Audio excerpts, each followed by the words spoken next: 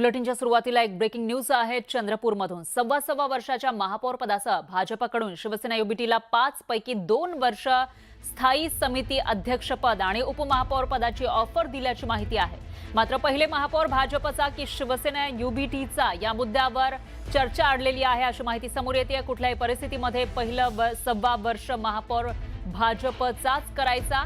जर ठाकरेंच्या शिवसेनेला हा फॉर्म्युला मान्य नसेल तर भाजप विरोधी पक्षात बसेल असं भाजपकडून ऑफर देण्यात आली अशी माहिती विश्वसनीय सूत्रांनी दिलेली आहे। त्यामुळे शिवसेना युबीटी नेमका काय निर्णय घेणार ते बघावं लागेल। आणि या विषयी अधिक माहितीसाठी आपले प्रतिनिधी हैदर शेख हे आपल्यासोबत जोडले गेले आहेत। हैदर, काय सांगाल, भाजप आणि शिवसेना युबीटी मध्ये चंद्रपूर महापालिकेविषयी नेमकी काय चर्चा सुरू आहे?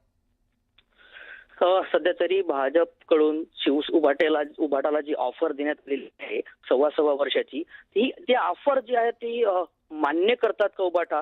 कारण की महापौर पदासाठी उभाटा हा अडून बसलेला आहे, तर उभाटा भाजपलाही पहिला महापौर बसवायचा आहे। त्याच्यामुळे या दोन्ही चर्चा सध्या आता पुढे चाललेल्या आहेत। उद्या दुपारपर्यंत निर्णय येईल या संदर्भातला, कारण की सव्वा वर्षाचा ऑफर सध्या गेलेला आहे। कुठेतरी काँग्रेस मधला जो गटबाजी झालेली आहे त्याचा एक फायदा आणि संधी शोधण्याचा जो प्रयत्न आहे तो भाजप करत आहे। त्याच्यामुळे पुन्हा एकदा या सगळ्याच प्रकरणामध्ये उद्या दुपारपर्यंत उभाटा काय भूमिका घेते आणि भाजप विरोधी पक्षात बसतं का हे बघणं महत्त्वाचं आहे। बरोबर आहे हैदर, या विषयीची अपडेट आपण घेत राहूया। धन्यवाद तुम्ही दिलेल्या या सविस्तर माहितीसाठी। तर शिवसेना युबीटी 2 वर्ष महापौर पदाची ऑफर त्यांना देण्यात आली आहे। त्यामुळे आता शिवसेना युबीटी नेमका काय निर्णय घेणार यावर चंद्रपूरचा महापौर नेमका कोणत्या पक्षाचा होणार ते ठरणार आहे। जरी या ठिकाणी काँग्रेस सगळ्यात मोठा पक्ष असला तरी देखील त्यांच्यामध्येच काँग्रेसमध्येच गटातटाचं राजकारण पाहायला मिळालं होतं आणि अशामध्ये आता शिवसेना युबीटी जी किंग मेकरच्या भूमिकेत आलेली आहे त्यांना ही ऑफर भाजपनं दिली आहे। पाहुयात पुढची बातमी। राज्यात जिल्हा परिषद निवडणुकीसाठी मतदान शनिवारी पार पडलं। मात्र याच वेळी शिवसेनेचे पैठणचे आमदार विलास भुमरेंनी केलेल्या प्रतापामुळे वादाला तोंड फुटलंय। विलास भुमरे जिल्हा परिषदेच्या मतदानासाठी मतदान केंद्रामध्ये त्यांच्या लहान मुलासह जाऊन त्यांनी मतदान केलं। जिल्हाधिकारी दिलीप स्वामी यांनी या प्रकरणी चौकशी करून दोषींवर कारवाईचा इशारा दिलाय।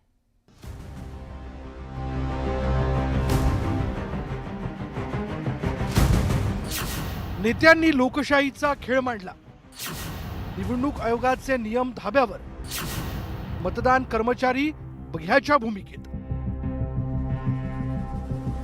शनिवारी शिवसेनेचे आमदार विलास भुमरे जिल्हा परिषद निवडणुकी मतदानासाठी आले होते आणि यावेळी ते सोबत आपल्या लहान मुलाला घेऊन आले होते। भुमरेंनी मतदानापूर्वी हाताच्या बोटाला शाई लावली आणि त्यानंतर त्यांनी आपल्या मुलाचाही हट्ट पुरवला।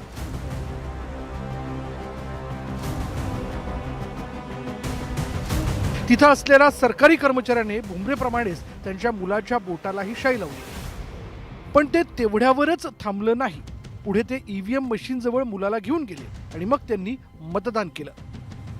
खरं तर विलास भुमरेंनी निवडणूक आयोगाचे नियम पायदळी तोडून आपल्या लहानग्याचा हट्ट पुरवला। हे बघा, त्यात काही नाही, लहान मुलगा होता, मी मतदान केंद्रात गेलो, तो माझ्या सोबत आला। शेवटी मुलाचा हट्ट असल्यानंतर वडील हट्ट कधी नाकारू शकत नाही। त्यामुळं निवडणूक आयोगाचा किंवा केंद्रात कुठली त्याच्या नियमाची पायमल्ली झाली नाही।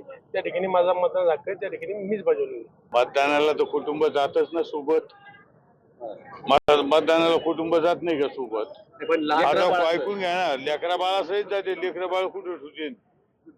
म्हणजे याचं समर्थन करता का की बटन मला काय म्हणायचं, ऐकून घ्या ना, लेकरा बाळाला घेऊनच जाणार ना आणि सगळं कुटुंब जातं। मतदानावेळी अशा प्रकारे कोणाला सोबत घेऊन जाता येत नाही।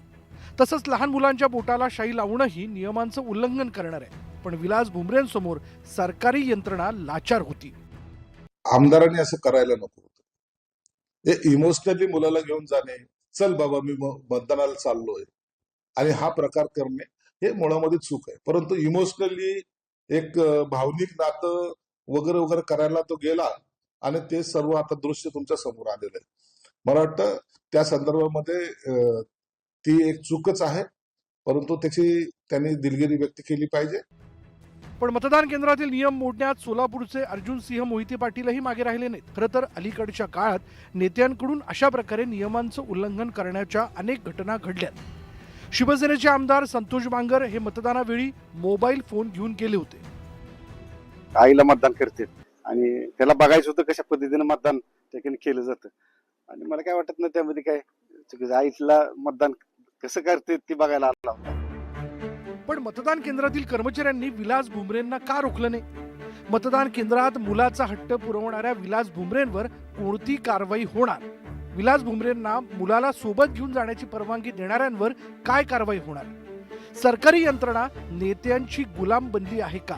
असे एक ना अनेक प्रश्न उपस्थित झाले. आमचे जे निवडणूक निर्णय अधिकारी आहेत श्री प्रवीण फुलारी यांना मी सूचना दिलेल्या आहेत. झोनल ऑफिसरकडून पूर्ण सखोल चौकशी करून यामध्ये वस्तुस्थितीजन्य अहवाल सादर करा आणि तेथील जे कोणी कर्मचारी आहेत त्यांचा कोणाचा त्याच्यामध्ये दोष आहे, कोणी परवानगी दिली या संदर्भातली डिटेल माहिती घेऊन मला सादर करण्याची सूचना दिलेल्या आहेत.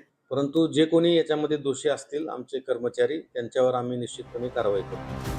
पण खरा सवाल हा आहे की मतदान कर्मचारी सर्वसामान्य मतदारांना अशी VIP ट्रीटमेंट देतील का? दरम्यान या प्रकरणी छत्रपती संभाजीनगरचे जिल्हाधिकारी दिलीप स्वामी यांनी चौकशीचे आदेश दिले. पण खरंच या चौकशीतून काही निष्पन्न होईल का? केवळ सरकारी कागदी घोडे नाचवले जातील? या प्रश्नांची उत्तरं मिळणं आवश्यक आहे. Bureau report, news 18 Marathi.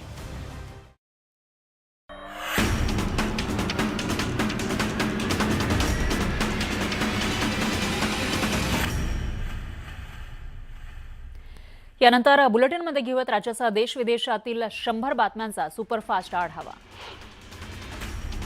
पुण्यातील शिवाजीनगर परिसरामध्ये 4 चाकी वाहनाला आग लागली. रात्री सिमला ऑफिस जवळ ही घटना घडली. अग्निशमन दलाच्या जवानांकडून आगीवर वेळेत नियंत्रण मिळवण्यात आलं. सुदैवानं या आगीमध्ये कोणीही जखमी झालं नाही. 12 ज्योतिर्लिंगांपैकी एक असलेल्या श्री क्षेत्र भीमाशंकर मंदिरात यंदाची महाशिवरात्र शिवभक्तांविना साजरी होणार आहे. विकास कामांमुळे महाशिवरात्रीच्या काळात मंदिर दर्शनासाठी बंद ठेवण्याचा निर्णय घेण्यात आलाय. महाशिवरात्रीच्या कालावधीमध्ये दर्शन सुरू ठेवण्याचा निर्णय झाला होता.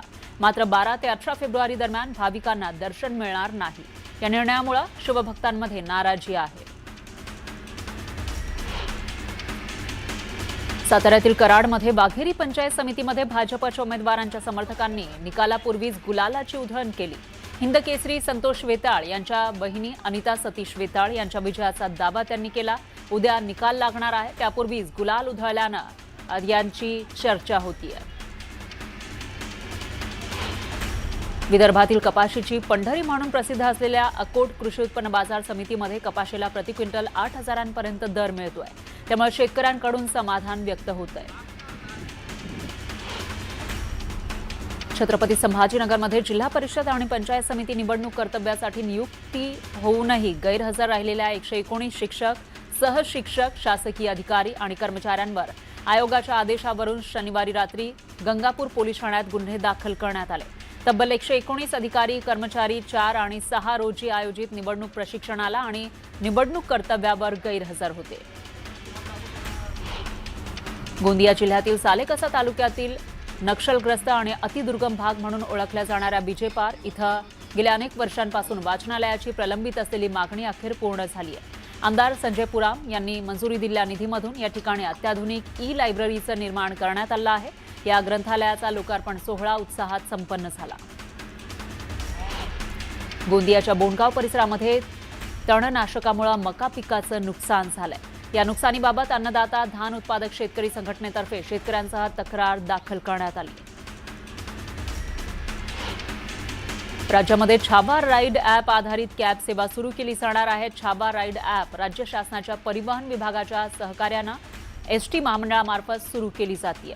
तर भविष्यात एसटी महामंडळाला उत्पन्नाचा नवा स्रोत निर्माण करणं आणि प्रवाशांना एक विश्वासार्ह सेवा उपलब्ध करून देणं या उद्देशानं शासकीय ॲप एसटी महामंडळ चालवणार आहे. समृद्धी महामार्गानं नागपूरवरून येणाऱ्या वाहनांना आमणेवरून पुढे थेट दक्षिण मुंबईमध्ये पोहोचता यावं यासाठी राज्य सरकारनं ठाण्यात एक नवीन अंदाजे 18 किलोमीटर लांबीचा 8 पदरी रस्ता बांधण्याचा निर्णय घेतलाय. या दृष्टीनं चाचपणी सुरू आहे. हा रस्ता मुंबई वडोदरा महामार्ग ठाणे सागरी किनारा मार्गाला आणि समृद्धी महामार्गाला जोडला जाणार आहे. या मार्गावरून वाहनांना भविष्यात सागरी मार्ग सागरी सेतूद्वारे थेट दक्षिण मुंबईत पोहोचता येणार आहे. 12वीच्या परीक्षा मंगळवारपासून सुरू होत आहेत. या परीक्षा शांत, तणावमुक्त आणि कॉपीमुक्त वातावरणात पार पडाव्यात, यासाठी राज्य सरकारनं कडक उपाययोजना करण्याचा निर्णय घेतलाय. त्याअंतर्गत परीक्षा कालावधीमध्ये प्रत्येक परीक्षा केंद्राभोवती 500 मीटर परिसरातील सर्व झेरॉक्स केंद्र बंद ठेवण्याचे निर्देश राज्य मंडळानं दिलेले आहेत. प्रश्नपत्रिका गळती, कॉपी, साहित्य पुरवठा किंवा इतर प्रकारांना आळा बसावा, यासाठी हा निर्णय घेण्यात आलाय. तांत्रिक अडचणी आणि आचारसंहितेमुळे मागील कित्येक महिन्यांपासून अडकलेल्या म्हाडाच्या पुणे मंडळाची 4186 घरांची सोडत आता मार्गी लागणार आहे. जिल्हा परिषदेच्या निवडणुकीची आचारसंहिता 9 फेब्रुवारीला संपणार आहे. आचारसंहिता संपताच रखडलेली सोडत काढण्याच्या कामाला पुणे मंडळ लागलंय. त्यानुसार सोडतीसाठी 10 फेब्रुवारीचा मुहूर्त निश्चित करण्यात आलाय. भारतातील पर्यटन नकाशावर महाराष्ट्रानं पुन्हा एकदा अव्वल स्थान पटकावलंय. केंद्रीय पर्यटन आणि सांस्कृतिक मंत्री गजेंद्र सिंग शेखावत यांनी अर्थसंकल्पीय अधिवेशन सुरू असताना संसदेमध्ये दिलेल्या माहितीनुसार गेल्या 3 वर्षात राज्याला भेट देणाऱ्या परदेशी पर्यटकांच्या संख्येत दुपटीपेक्षा जास्त वाढ झाली आहे. 2022 मध्ये राज्यात 15.12 लाख परदेशी पर्यटक आले होते. ही संख्या 2024 मध्ये 37 लाख इतकी झाली.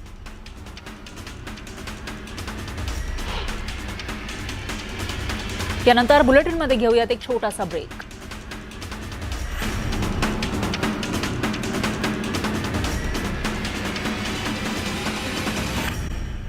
मधून बारामतीच्या नटराज कला दालनात दिवंगत उपमुख्यमंत्री अजित पवार यांच्या दुर्मिळ छायाचित्रांचं भावनिक प्रदर्शन भरवण्यात आलंय. लहानपणापासून राजकारणातील प्रवास, कौटुंबिक क्षण आणि दिलखुलास हास्य टिपणाऱ्या या छायाचित्रांमधून अजितदादांच्या आठवणी पुन्हा जिवंत झाल्यात. या प्रदर्शनाच्या ठिकाणाहून आढावा घेतलेला आहे आपले प्रतिनिधी जितेंद्र जाधव यांनी. अजितदादांच्या आठवणी अजूनही बारामतीकरांच्या स्मरणात आहेत. अजितदादांनी लहानपणापासून राजकारणामध्ये कसा प्रवास केला याचे जिवंत फोटोंचे प्रदर्शन या ठिकाणी साकारण्यात आलेलं आहे. माझ्या पाठीमागं आपण पाहताय हे अजितदादांचा हुबेहूब असा या ठिकाणी पुतळा तयार केलेला आहे. इथे आज शब्द कमी आणि आठवणी अधिक आहेत.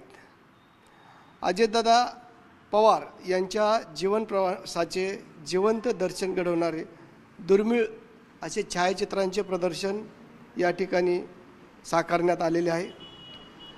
अजितदादांचा लहानपणीचा निष्पाप चेहरा, पवारसाहेबांबरोबर राजकारणात सक्रिय होतानाचे क्षण, लग्न समारंभातील आनंद, भाऊबीजसारख्या कौटुंबिक सणाचे हळवे प्रसंग आणि विशेष म्हणजे सुनेत्रावहिनी पवार आणि अजितदादा यांच्यातील दिलखुलास हास्य टिपणारी छायाचित्रे जी पाहताना आजही डोळे भरून येतात.